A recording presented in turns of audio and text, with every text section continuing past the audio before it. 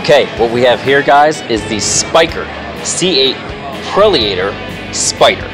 And our expert on hand, Mr. Sander. So, first off, tell me about what Prelator, what does that mean exactly? So Prelator means fighter, and we've been using Latin words for a long time. So fighter harks back to our heritage. We produced fighter aircraft in the First World War. That's also, I guess, why you see a lot of components that are inspired by our aviation heritage. For example, if you look at our shifter, it's fully exposed. In this case, it's a manual, but also it comes as an automatic with an AMT. Okay. And you can see that the exposed gear lever harks back to the control stick of a fighter jet from that era.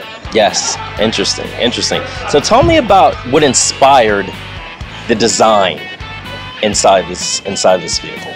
So Victor Miller, our CEO and founder, he is designing the cars himself. You can see that the design is inspired by various elements. So this is not a brand that's really, I guess, very well known by the public. Like, how much is Spyker really involved in designing cars, and how many of this particular model have actually been made?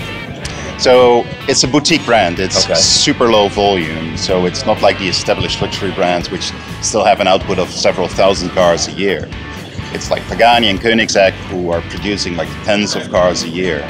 So the planned output for these cars is, for the Spider version, it's 100 units in total. And for the coupe version, which you may have seen here last year, we introduced the car here last year, it's only 50 units. So it's a very rare car that you will not often see on the road, of course. So if you're pulling up in front of a traffic light, you're always certain that you're the only one driving this car in this very combination. And that's not the case, of course, for many other luxury brands.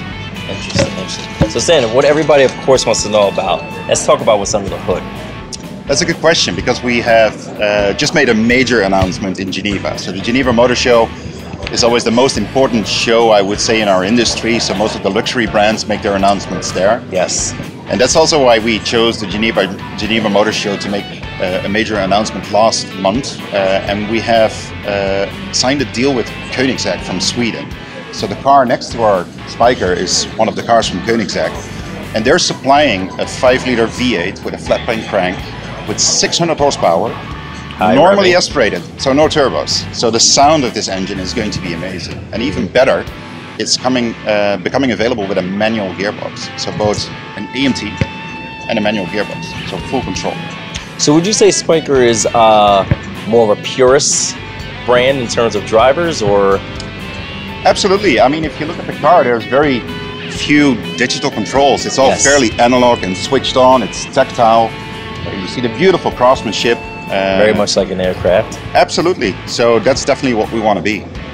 Yeah. So tell us a little about the stitching. One thing I noticed last year and also this year is just how intricate the stitching is on a lot of the surfaces here in the vehicle.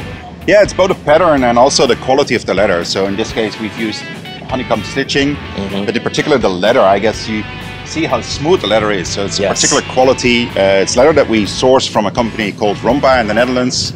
And they source their raw materials from bulls, which are coming from the Netherlands and northern Germany. And what's so particular about that is that these bulls are treated nicely. There's no barbed wire. And so the quality of the leather is beyond anything else. And the way they process it, it's just giving the result of this beautiful, silky and smooth leather. Now, is this a full aluminum body? Tell us about the chassis with this vehicle. Actually, in this car it is, yes.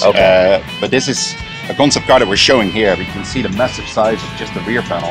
Yes. So we're going to switch to carbon fiber body panels. Yeah. Safe weight, higher tolerances, and so forth. So it's, in the longer run, it's a better material for us. So is Spyker involved in any type of professional racing, maybe F1, things? That's a good question. Yeah, we used to be. So we performed in Formula One for a brief period, but we have quite a long history in racing. So the old brand, Spyker was well known for racing. They were doing hill climbs, they were doing long distance races, and that's also why the company decided to go back into racing. And our style of racing was always endurance racing. So for a long time we've been competing in the 24 hours of Le Mans, and all that knowledge that you gain and that you build up during these races is what you feed back into the final product. Yes. So how much of the concept is going to make it to production? I would say what you see here is pretty much there. So Wow. except from the few changes, like for example the material that you see here, this is it. So this is the final product. Okay. Well, when can we expect to see this available in the showroom? So there's quite a bit of engineering work to be done. So we signed a deal last month in Geneva, of course, with Koenigsegg, and we're working now on the engineering side to finalize things. Like for example, we're working on CFD studies to optimize the airflow, to get the heat out of the back of the car. So I would say somewhere next year you will see the first cars being delivered to customers.